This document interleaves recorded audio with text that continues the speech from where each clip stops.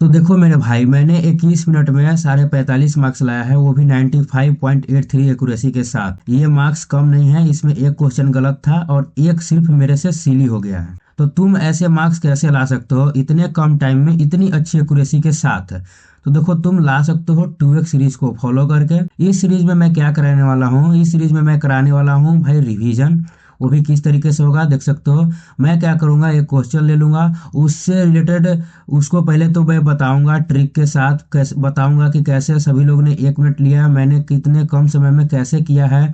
उससे related other जो भी कॉन्सेप्ट होंगे, अदर फॉर्मूला होंगे, उस क्वेश्चन से रिलेटेड मैं सब बताने वाला हूँ। जिससे तुम्हारा क्या होगा, तुम्हारा स्पीड भी सही होगा, तुम्हारा रिवीजन भी अच्छे से होगा। मैं कैसे क्वेश्चन ले आऊंगा, मैं पीवाईक्यू क्वेश्चन लाऊंगा, मैं ऐरा गैरा कहीं से भी क्वेश्चन सिर्फ हार्ड दिखाने के चक्कर में नहीं लाऊंगा। मैं वही क्वेश्चन लाऊंगा जो कि रिलीवेंट है और जो तुम्हारे एग्जाम में मदद करेंगे, और जो एग्जाम में सबसे ज्यादा आने के चांसेस है, जो हाई यील्डिंग क्वेश्चन है, जो सबसे ज्यादा आता है। जैसे ये देखो भाई, सर्कल वाला क्वेश्चन, ये तो भाई एग्जाम में, हर एक एग्जाम में, एसएससी के एग्जाम में पूछता ही पूछता है। तो मैं ऐसे ऐसे क्वेश्चन लाऊंगा। मैं सो कॉल्ड हार्ड क्वेश्चन नहीं लाऊंगा सिर्फ दिखाने के लिए, शो ऑफ करने के लिए कि भाई देखो मैं इतने हार्ड क्वेश्चन करा सकता हूँ वगैरह वगैरह। मैं वही लाऊंगा जो तुम्हारे एग्जाम में मदद करेंगे मेरे भाई। ठीक है, तो बस तुम मेरे साथ 5 मिनट रह जाना। मैं आगे कोई भी वीडियो में बकवास नहीं करने वाला हूँ, मैं सिर्फ टू द पॉइंट बात करूंगा। ठीक है, तो 5 मिनट रह जाना मेरे भाई, तुम देख लेना, काफी अच्छे तरीके से मजे मजे में रिवीजन करेंगे और तुम लोगों को पता भी नहीं चलेगा। तो वीडियो को स्टार्ट करते हैं। ठीक, तो क्वेश्चन में क्या कहा है कि दो सर्कल हैं, एक का रेडियस 82 है, एक का 34 है, और जो डिस्टेंस बिटवीन जो सेंटर है वो 73 दिया हुआ है, और A and B point of contact है डायरेक्ट कॉमन टेंजेंट का। तो what is the length of the direct common tangent? ठीक है, इसमें कहा है कि दो सर्कल हैं। ठीक है, एक का रेडियस 82 दिया हुआ है, दूसरे का रेडियस 34 दिया हुआ है, और दोनों के बीच के सेंटर का डिस्टेंस 73 दिया हुआ है, और एक पॉइंट ऑफ कांटेक्ट है ए और बी। तो उसका लेंथ बताना है। ठीक है, तो जो पॉइंट ऑफ कांटेक्ट होता है डायरेक्ट कॉमन टेंजेंट का, उसका फॉर्मूला होता है A B equal to root under D square minus R1 minus R2 का होल स्क्वायर, फॉर्मूला होता है। ठीक, तो जो डिस्टेंस दिया हुआ है वो दिया हुआ है 73, तो 73 का स्क्वायर माइनस R1 दिया हुआ है 82 माइनस 34 R2 है उसका स्क्वायर। ठीक है, तो 73 का स्क्वायर माइनस 82 में से 34 जाएगा, कितना आ जाएगा, 12 में से 4 जाएगा तो 8, और 7 में से 3 जाएगा तो 4, 48 का स्क्वायर।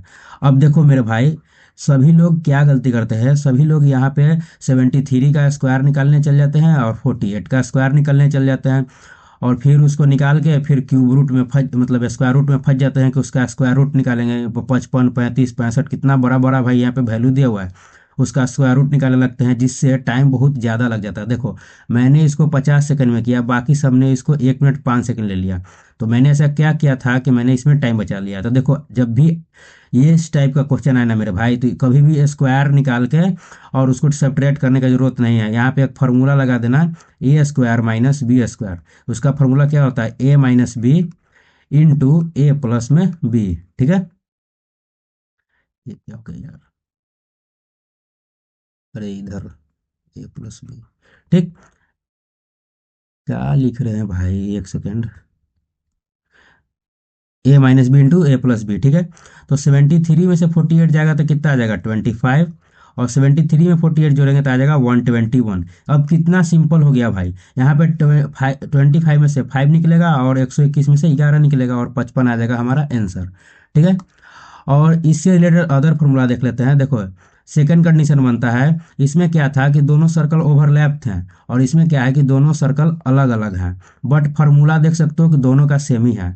देखो, जो कॉमन टेंजेंट होता है वो दो प्रकार का होता है, एक होता है डायरेक्ट कॉमन टेंजेंट, एक होता है ट्रांसवर्स कॉमन टेंजेंट। ठीक है, तो डायरेक्ट कॉमन टेंजेंट में हमेशा तुम टेंजेंट सीधा देखोगे, और ट्रांसवर्स कॉमन टेंजेंट में हमेशा टेंजेंट तुम तिरछा देखोगे। ठीक है, तो जब भी इस ये वाला कंडीशन होगा तो हमेशा ये फार्मूला लगेगा। ठीक है, ये वाला फार्मूला लगेगा, बट एक थर्ड कंडीशन आ जाता है ऐसा।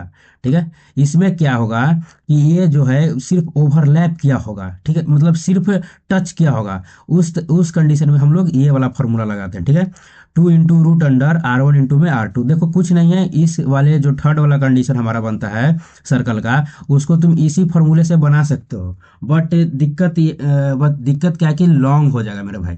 ठीक है, इसीलिए उसको मैंने शॉर्ट कर दिया। ठीक, और इसका एक फोर्थ कंडीशन आ जाता है, वही ट्रांसवर्स कॉमन टेंजेंट वाला। देख सकते हो ये ट्रांसवर्स है, उसमें क्या होता है, ये जो रेडियस है सिर्फ ये जुट जाता है, ठीक है। Root under D square minus R1 plus R2 का होल स्क्वायर हो जाता है। डी है सेंटर के बीच का दूरी, रेडियस तो तुमको सबको पता ही है, ए बी क्या है, डायरेक्ट कॉमन टेंजेंट का लेंथ। ठीक, सभी पॉइंट क्लियर हो गए मेरे भाई। ठीक, अब बढ़ते हैं नेक्स्ट क्वेश्चन की तरफ। देखो इस क्वेश्चन में क्या कहा है कि in a division problem the divisor is 6 time the quotient and 4 time the remainder, if remainder is 24 find the dividend. ठीक है, काफी अच्छा क्वेश्चन है और काफी सिंपल भी है। ठीक, देखो यहाँ पे जो होता है उसको बोलते हैं रिमाइंडर, इसको बोलते हैं क्वोशिएंट और इसको बोलते हैं डिवाइजर। ठीक है, डिवाइजर बोलते हैं इसको और इसको बोलते हैं डिविडेंड। ठीक, ये हमेशा क्लियर होना चाहिए भाई। देखो सभी लोग को बहुत कंफ्यूजन होता है कि डिवाइजर कौन है, डिविडेंड कौन है। तो देखो इसके लिए एक ट्रिक है। क्या है, डिविडेंड में क्या आता है, दो गो डी आता है, तो दीदी कहाँ रहती है, घर के अंदर। ठीक है, तो दीदी को रखेंगे घर के अंदर और डिवाइजर रहेगा बाहर। ठीक, इसे तुम ट्रिक बना के याद कर सकते हो, तुम अपना भी कुछ भी बना लेना मेरे भाई।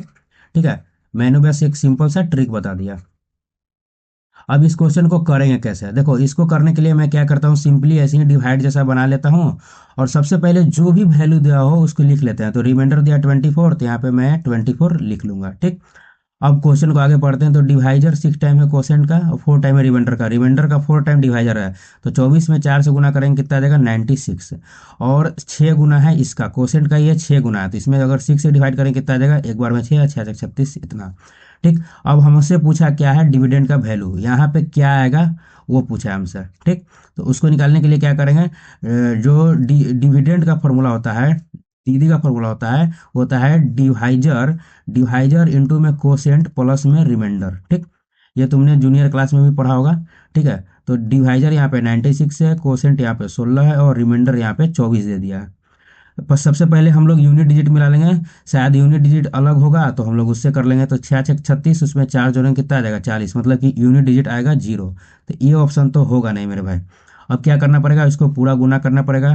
तो 16 से 1440 हो गया और 16 ठीक है, जीरो में 6 जोड़ेंगे 6, 9 4 13 का 3 हाथ चल हाथों में अच्छा, 1 4 1 5, 1536। 1536 में यहाँ पे 24 जोड़ देंगे कितना आ जाएगा, 6 4 10 के 0 होता चाहे 1, 3 2 5 1 6, 1560 आ गया। ठीक है, बढ़ते हैं आगे। ये इजी क्वेश्चन था। ठीक है, अब इस क्वेश्चन में पढ़ते हैं। इसमें क्या कहा है कि एक राइट सर्कुलर कोन है जिसका रेडियस दे दिया, जिसका वॉल्यूम दे दिया, उसका हाइट पूछा है। ठीक है, तो सबसे पहले जो एक फॉर्मूला है वॉल्यूम का, वॉल्यूम ऑफ कोन का लिख लेंगे 1/3 पाई आर स्क्वायर इंटू में एच। ठीक, वॉल्यूम दे दिया है 2543 में 2 इक्वल टू 1/3 22/7 इंटू में रेडियस दे दिया है 34, तो 34 गुना में 34 और हाइट हमसे पूछा है। ठीक है, अब क्या करेंगे, अब यहाँ पे हमको काटना पड़ेगा मेरे भाई। देखो जो भी ऑप्शन है वो सब एक इंटीजर में है, कोई भी फ्रैक्शन में नहीं दिया हुआ है, तो मतलब कि कटेगा जरूर। ठीक, 2 से कट रहा है तो सबसे पहले इसको 2 से काट देते हैं। एक बार में 2, 2 दूनी के 4, 2 से 14 और 16 दूना का 32, 2 से कट गया ये 11 बार में। अब क्या करेंगे, इसको 11 से काट के देखेंगे कट रहा है कि नहीं। ठीक है, पहले ऊपर वाला फॉर्मूला मिटा देते हैं भाई। 11 से कटेगा एक बार में 11, एक 7, एक बार में 11, 6 1 11 5 55, 11 6 66 कट गया। अब देखो 11 से 56 34 का स्क्वायर होता है, मेरे को तो याद है, बट तुम लोग इसको काट सकते हो। 34 से 34 बार में कट जाएगा, ये 34 से एक कट जाएगा। ठीक, तो हाइट इजकल टू यहाँ पे आ जाएगा 21। अब मैंने ये स्क्वायर कैसे याद रखा हुआ है, 34 का भी मेरे को स्क्वायर याद है, मेरे को 40 50 तक का भी याद है। ठीक है, तो मैंने एक ऐप डाउनलोड किया है मैथ वर्कआउट। ठीक है, मैथ वर्कआउट करके एक ऐप है, उसमें जाना और तुम ये सब प्रैक्टिस कर सकते हो। पर डे तुम प्रैक्टिस करोगे तो तुम्हें ये चीज़ें एकदम याद हो जाएगी। ठीक है, मेरे को भाई ये स्क्वायर क्यूब याद करने में काफ़ी मतलब मेहनत नहीं लगा है और काफ़ी मदद मिला है इससे, इस याद करने से। ठीक है, तो तुम इससे रिलेटेड और भी कोई फार्मूला है, सबसे पहले वॉल्यूम का लिख देते हैं 1/3 पाई आर स्क्वायर एच होता है। इसका जो कर्व सरफेस एरिया होता है उसका फार्मूला होता है पाई आर एल। इसका जो टोटल सरफेस एरिया होता है वो क्या होगा, pi R L curve surface area plus में जो बेस का एरिया होता है कोन का। देखो ये होता है कोण। ये तो हो गया इसका कर्व सरफेस एरिया, ये पूरा हो गया। ये नीचे वाला एरिया ऐड कर देंगे तो टोटल सरफेस एरिया आ जाएगा। तो कितना हो जाएगा, pi R into R plus L. ठीक है, तुम डायरेक्ट इसको भी याद रख सकते हो, नीचे वाले को। ठीक है, यहाँ पे एल इक्वल टू हो जाता है एच स्क्वायर प्लस में आर स्क्वायर रूट अंडर। ठीक, चलो अब आगे बढ़ते हैं। नेक्स्ट क्वेश्चन देखो, ये क्वेश्चन आया था भाई, ये काफी अतरंगा क्वेश्चन था, लेकिन मैंने देखो बाकी सबके मुकाबले काफी जल्दी क्वेश्चन को सोल्व कर दिया है। इस क्वेश्चन में भी मैंने काफी जल्दी सोल्व किया था। मेरे को फॉर्मूला पता था, यहाँ पे मेरे को स्क्वायर पता था, मेरे को काटने में काफी कम टाइम लगा दूसरे का अपेक्षा, इसलिए मैंने यहाँ पे टाइम बचा लिया स्क्वायर याद करके। यहाँ पे क्या था कि कुछ समझ नहीं आ रहा था मेरे को, किसी को भी यहाँ पे समझ नहीं आ रहा होगा, कोई किसी ने भी ऐसा क्वेश्चन नहीं किया था। तो सबसे पहले मैंने को देखा कि एरिया ऑफ स्क्वायर दिया हुआ है, तो एरिया ऑफ स्क्वायर मैंने सोच लिया कि क्या होता है ए स्क्वायर, और इसको इसके बराबर में मैंने लिख दिया। ठीक है, देखो इस तरीके के क्वेश्चन को तुम हमेशा सेकंड मतलब अटेम्प्ट में इसको सोल्व करना। ठीक, फिर मेरे को क्या दिखा था यहाँ पे 7 का स्क्वायर, ये 3 का स्क्वायर, तो मेरे को लग गया कि ये ए प्लस बी के होल स्क्वायर पर टूट जाएगा। ठीक है, तो मैंने इसको तोड़ने का कोशिश किया, तो 3x का स्क्वायर हो गया प्लस 2 इंटू में 3x इंटू में 7, और यहाँ पे आ गया 42, तो आ गया मेरे भाई। ठीक, प्लस यहाँ पे कितना हो गया 7 का स्क्वायर, तो ये मेरे को 7 के स्क्वायर पर टूट गया, और फिर इसको मैंने 3x प्लस 7 के होल स्क्वायर पे तोड़ दिया। ठीक, स्क्वायर से स्क्वायर गया, ए इक्वल टू मेरे को मिल गया 3x प्लस में 7, 3x प्लस में 7। ठीक है, अब मेरे को यहाँ पे क्या हुआ कि स्क्वायर का साइड तो मिल गया, अब तो सारा काम आसान हो गया मेरे भाई। ठीक है, यहाँ पे पेरीमीटर निकालना था, तो पेरीमीटर का फॉर्मूला क्या होता है, पेरीमीटर ऑफ स्क्वायर होता है 4 इंटू में साइड। ठीक है, तो 4 से साइड में मल्टीप्लाई कर लिए, साइड आया था 3x प्लस में 7। ठीक, बट क्वेश्चन में क्या किया था कि 2 को बाहर रखा था और 2 को अंदर मल्टीप्लाई कर दिया था। ठीक है, तो तुम देखोगे तो बाद में ये सारी चीज़ें आराम से करते करते सीख जाओगे। ठीक है, तो यहाँ पे क्या आ गया, ये आ गया। ठीक, क्योंकि 4 था मेरे बाहर। ठीक है, बट कोई सी भी ऑप्शन में बाहर 4 नहीं दिया था, 2 दिया हुआ था, तो इसलिए मैंने 2 को अंदर भेज दिया। ठीक, नेक्स्ट क्वेश्चन में पढ़ते हैं, तो देखो इसमें क्या कहा है, तो shopkeeper allows a discount of इतना on mark price and article gain इतना, और द आर्टिकल मार्क प्राइस मतलब। ठीक है, देखो इसमें क्या कहा है, सबसे पहले एक चीज जान लो भाई कि जो डिस्काउंट होता है वो हमेशा मार्क प्राइस पे होता है, और जो प्रॉफिट होता है वो हमेशा कॉस्ट प्राइस पे होता है। ठीक है, इस चीज को एकदम गांठ बांध लेना मेरे भाई। ठीक, सबसे पहले यहाँ पे दिया हुआ है 66.66%। देखो ये होता है 16 पूर्णांक, इसको 2/3% भी बोल सकते हैं, जिसको अगर लिखने जाए तो ये हो जाएगा 1/16 का वैल्यू दिया हुआ है। और जो नहीं भाई, 1/6 का दिया हुआ भाई, 1/6 का दिया हुआ है। ठीक, और जो 20% होता है वो होता है 1/5। ठीक, ये सारे अगर तुम्हें फ्रैक्शन नहीं याद है तो इसको भाई एकदम रट लेना। तुम ऐसे ही क्वेश्चन करते करने जाओगे ना तो तुमसे आराम से ही ये सारी चीज़ें याद हो जाएगी। ठीक, इसका स्क्रीनशॉट ले लेना और इसको भाई एकदम याद कर लेना। ठीक, तो यहाँ पे कहा है कि मतलब कि 1/6 का डिस्काउंट मिला, मतलब 6 की चीज़ 5 मिला। ये कॉस्ट प्राइस, ये है सेलिंग प्राइस, ये है एमपी। 6 की चीज़ को उसने 5 पे बेच दिया। ठीक है, डिस्काउंट देकर, और 1/5 हुआ 20%, तो मतलब कि 5 की चीज़ को 6 में बेचा। अब इसको कैसे सोल्व करेंगे, देखो यहाँ पे जितना लिखा हुआ है इसको भी यहाँ लिख दो, यहाँ पे 5 है तो यहाँ पे भी 5 लिख दो। ये हो गया 25, ये हो गया 30, ये हो गया 36। क्वेश्चन में पूछा क्या है कि जो आर्टिकल है is marked how much percent, मतलब कि जो मार्क प्राइस है वो कितना ज़्यादा है कॉस्ट प्राइस से, कितना प्रतिशत ज़्यादा है। ठीक है, तो सबसे पहले जानेंगे कि वैल्यू में कितना ज़्यादा है, तो 11 ज़्यादा है। 11 ज़्यादा है किस पे, तो 25 पे 11 ज़्यादा है। ठीक है, तो 100 पे कितना होगा, तो 25 चौक 100, 11 चौक 44% का आ गया यहाँ पे। ठीक, अगर मेरे को नहीं भी पता होता तो मैं देखता कि यहाँ पे 11 ऊपर में है, नीचे 36 लिखे हैं, 25 पता नहीं चल रहा है, लेकिन वो वैल्यू 11 से पक्का कटेगा, तो 44 ही कट रहा था। ठीक, और जो भी यहाँ पे लास्ट में रहे ना, यहाँ पे लास्ट में रहे ना, उसी को हमेशा नीचे बेस में लिखना। ये भी एक ट्रिक है, बाकी को क्वेश्चन समझ लोगे तो उससे भी आसान होगा। इस क्वेश्चन में क्या कहा है कि ये 10x इक्वल टू में 5, तो x क्या है फर्स्ट क्वाड्रेंट में है, एक्स जो है फर्स्ट क्वाड्रेंट में है, तो फाइंड द वैल्यू ऑफ इतना। देखो इसका कोई ज़रूरत नहीं है यहाँ पे, 10x का सिर्फ यहाँ से वैल्यू निकालने का कितना आ जाएगा, 5/8। ठीक, देखो इस तरीके का क्वेश्चन अगर फ्रैक्शन में दिया रहे ना तो इसमें एग्जैक्ट वैल्यू निकालने का जरूरत नहीं पड़ता है, डायरेक्ट यहाँ पे 10x को लिख लो, कितना हो जाएगा sin x बटा में cos x। साइन एक्स बटा में कॉस एक्स, 5/8। तो यहाँ पे साइन का वैल्यू 5 ले लेते हैं, कॉस का वैल्यू 8 ले लेते हैं, इसलिए मैंने 20 सेकंड में किया है, बाकी सबने 44 सेकंड में किया है। ठीक।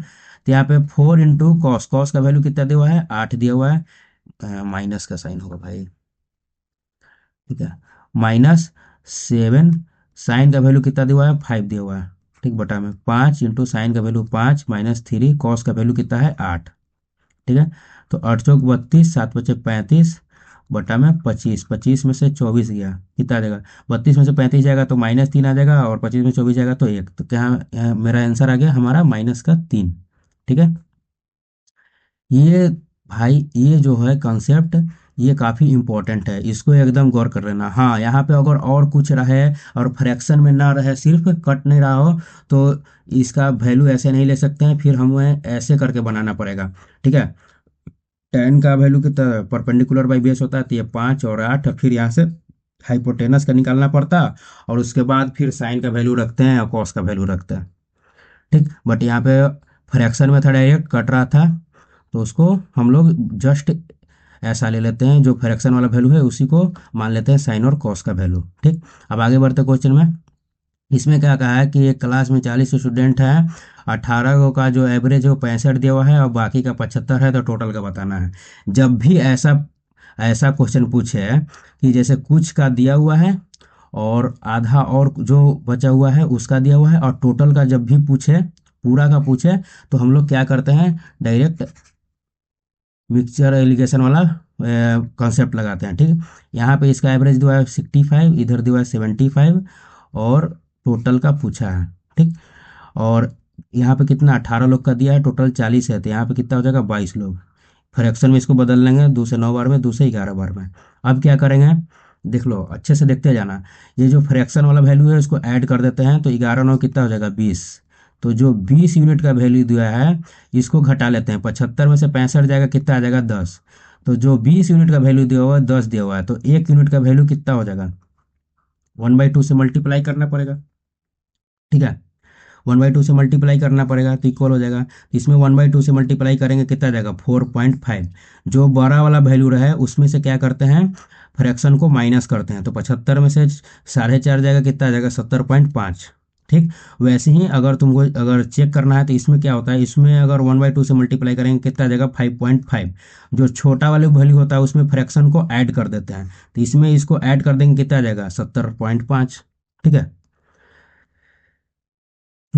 अब आ जाते हैं, देखो इस क्वेश्चन में कुछ नहीं करना था, ये बस्ट कैलकुलेशन था, और कैलकुलेशन चेक करने के लिए दिया हुआ था, बट फिर भी मैंने बाकी लोग से इसको जल्दी करा। कैसे करा होगा मैंने, देखो जब भी ऑफ दिख जाए ना, तो इसको सिर्फ 1 यूनिट मानना, मतलब इसको इन दोनों को एक ही जान, मतलब एक ही चीज मानना। ठीक है। नंबर दो है, शरीर दो है, जान एक है। ठीक है। तो 25 डिवाइड था, डिवाइड कितना, 18, तो 25/18 गुना में 9, प्लस में यहाँ पे 39 दिया हुआ है। ठीक, ये कितना है, समझो कि 26 लिखा हुआ है, तो 39 भागा में कितना आ जाएगा, 26 गुना में 7, -7 भागा दिया हुआ था, मतलब 21 आ जाएगा नीचे, गुना का 3। ठीक। 3 सत्या, देखो मैं यहाँ पे लिख के कर रहा हूँ, बट ये वाला मेरे को वहाँ पे कैलकुलेशन करना ही नहीं पड़ा था, ये तो मेरे को साफ साफ दिख गया था, बट इसको कर लेना है, 9 दूनी 18। देखो फट फट जल्दी जल्दी लिख के करना है मेरे भाई। ठीक है। जल्दी जल्दी लिख के करोगे तो क्या होगा, 7 से मल्टीप्लाई करें, कितना आ जाएगा, 21। यहाँ पे आ गया -1। ठीक है। जल्दी जल्दी लिख के करना है। ठीक है। इसको अगर दिमाग में करने जाओगे तो टाइम भी ज़्यादा लग जाएगा, और गलती भी, सिली मिस्टेक भी ज़्यादा होगा। ठीक है। तो यहाँ पे कितना हो जाएगा, इसका एलसीएम आ जाएगा 2, 25 है 21, कितना हो जाएगा, 46 माइनस का 1। इसको क्या लिख सकते हैं, यहाँ पे होगा 23, 23 में से एक जाएगा, कितना आ जाएगा, 22। आ गया हमारा आंसर। बढ़ते हैं आगे, इसमें तो कुछ करना नहीं था। ये देखते हैं, ये राइट एंगल आइसोसेलेस ट्रायंगल है। ठीक है। राइट एंगल तो है ही मेरे भाई, आइसोसेलेस है मतलब कि ये दो साइड इक्वल होगा। ठीक। और ये वाला क्या होगा, ये होगा 45 डिग्री, और ये भी होता है 45 डिग्री। बट यहाँ पे इसका कुछ काम नहीं है। एरिया दिया हुआ है यहाँ पे 72। सबसे पहले एरिया ऑफ ट्रायंगल होता क्या है, 1/2 इंटू बेस इंटू हाइट। ठीक है। बट यहाँ पे तो बेस और हाइट है, ये है बेस और ये है हाइट, यहाँ पे तो दोनों इक्वल है भाई।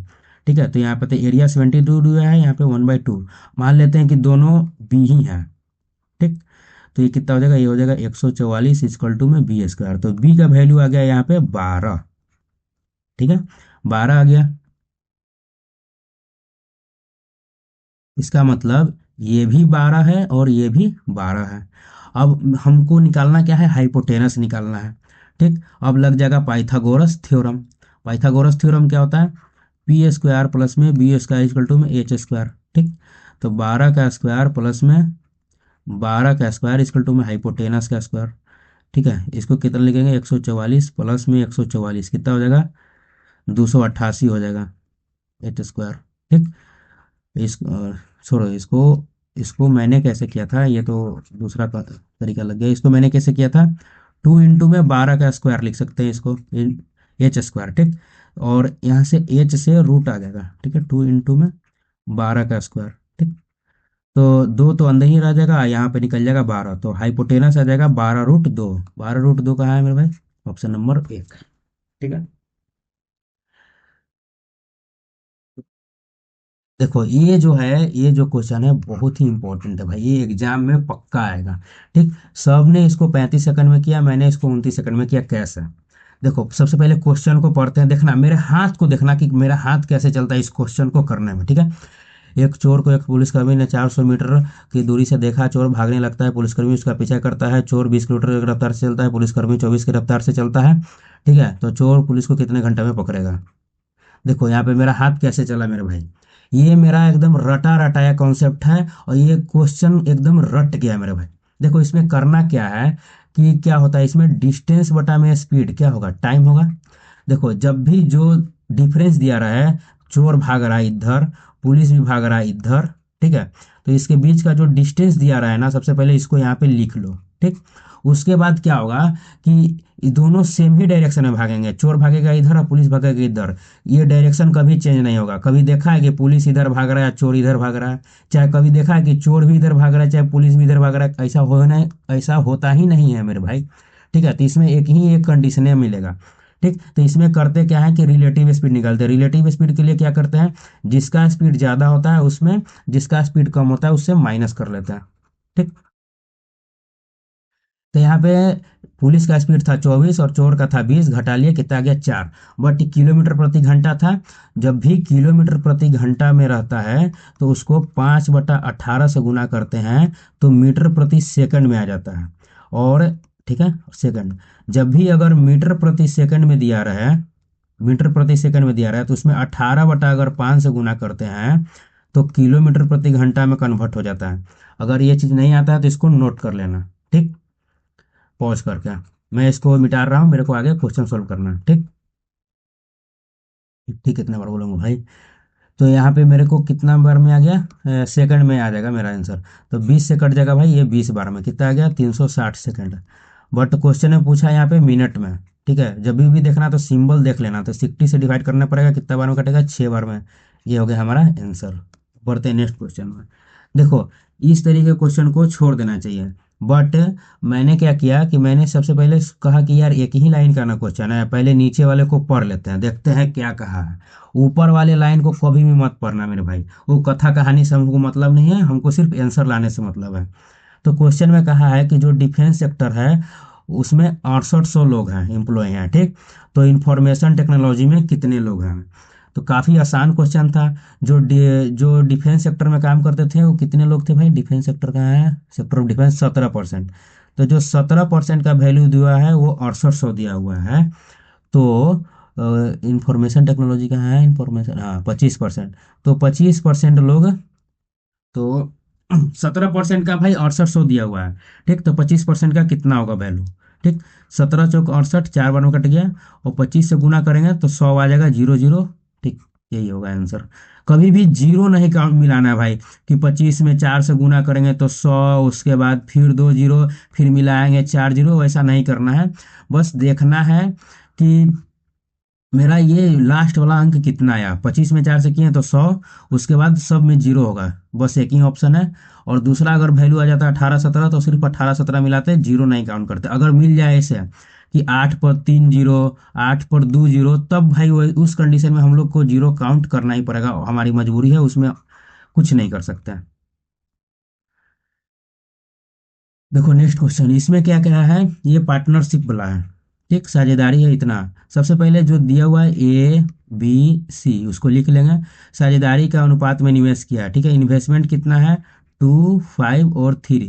ठीक, ए ने टाइम लिख लेंगे यहाँ पे। ए ने 6 महीने के लिए इन्वेस्ट किया, बी ने 4 महीने के लिए इन्वेस्ट किया और सी ने 5 महीने के लिए इन्वेस्ट किया।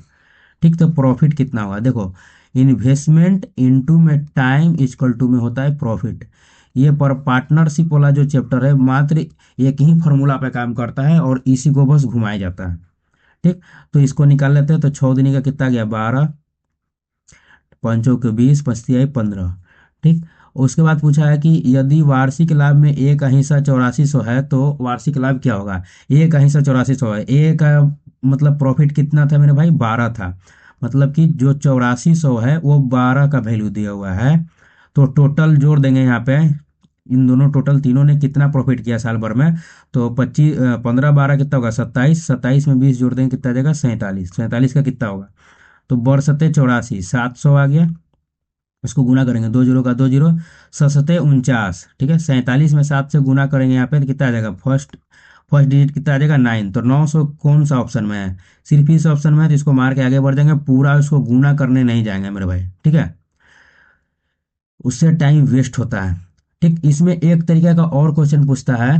वो कैसा पूछेगा देखो, उसमें क्या पूछेगा कि जैसे ये ABC था ना, ये दे दिया 2, 5 और 3। ठीक है, इन्वेस्टमेंट दे दिया और टाइम नहीं देगा, प्रॉफिट दे देगा डायरेक्ट। कैसे दिया था, 12, 20 और 15 दिया था ना, तो यहाँ से पूछ देगा टाइम। तो कुछ नहीं करना है, आई इक्वल टू में मतलब आई इंटू में टाइम, इन्वेस्टमेंट इंटू में टाइम इक्वल टू क्या था, प्रॉफिट। तो यहाँ से टाइम इक्वल टू क्या आ जाएगा, प्रॉफिट बाई इन्वेस्टमेंट। बस इसी को यूज करना है। 12 में 2 से डिवाइड करेंगे कितना आ जाएगा 6, 20 में 5 से डिवाइड करेंगे 4, 15 में 3 से डिवाइड करेंगे कितना आ जाएगा 5। देखो टाइम मेरा पहले कितना था 645, यहाँ पे भी आ गया 645। कभी कभी ऐसे भी पूछ देता है तो यहाँ पे बंदे गड़बड़ा जाते हैं, मतलब कि कैसे करें। तो इसको एकदम गांठ बन लेना, इसको एकदम अच्छे से समझ जाना। ठीक, अब बढ़ते हैं नेक्स्ट क्वेश्चन में। इसमें क्या कहा है कि Anushka expense to saving ratio इतना दिया हुआ है, एक्सपेंस टू सेविंग रेशियो इतना दिया हुआ है। सबसे पहले एक्सपेंस लिख लेंगे, सेविंग लिख लेंगे, तो इधर क्या आ जाएगा इनकम। ठीक, इनकम का फॉर्मूला होता है एक्सपेंस प्लस में सेविंग। ठीक, तो एक्सपेंस दिया हुआ है 5 और सेविंग दिया हुआ है 3, तो इनकम कितना हो जाएगा मेरे भाई 8। आगे क्या कह रहा है कि इनकम में 20% की बढ़त हुई और सेविंग में 10% की बढ़त हुई, तो एक्सपेंस में कितने परसेंट की बढ़त होगी। ठीक, तो 20% बढ़ा, मतलब कि 100 पे कितना बढ़ा, 100 पे 20 भरा था, कितना हो गया 120। मतलब कितना हो गया 1.2 गुना हो गया, 1.2 गुना हो गया। तो 12, 8 कितना होगा 96। ये कितना बढ़ा, ये 10% बढ़ा, मतलब कि 100 पे कितना बढ़ा 10 बढ़ा, तो कितना हो गया 110। ये कितना हो गया 1.1 गुना, कितना हो जाएगा 3.3। अब इसको घटा देंगे तो 6 में से 3.3, 6 में से 3 जाएगा तो 3, 9 में से 3 जाएगा तो 6। ये कितना बढ़ गया मेरे भाई, सेविंग कितना बढ़ा 5 से 6.3 हो गया। इसका मतलब, इसका मतलब क्या, अरे भाई स्लाइड बढ़ जाए। ठीक है, 5 से 6.6, अरे भाई 6.3 हो गया। पहले था 5, 1.3 बढ़ा, 1.3 बढ़ा कितना पे 5 पे, तो 100 पे कितना बढ़ जाएगा, 5 से कट जाएगा 20 बार में, तो 13 दूनी 26, तो 26% बढ़ जाएगा। ठीक है, पॉइंट को नजरअंदाज करते चलना है।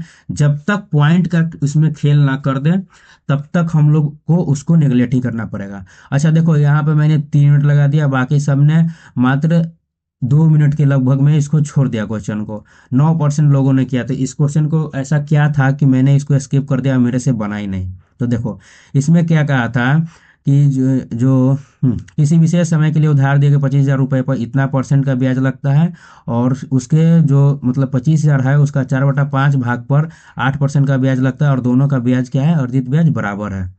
मतलब कह रहा है क्या कि जो 25,000 है उस पर 6.25% का ब्याज मिला, मतलब कि सेम समय के लिए टी टाइम के लिए, बटा में 100।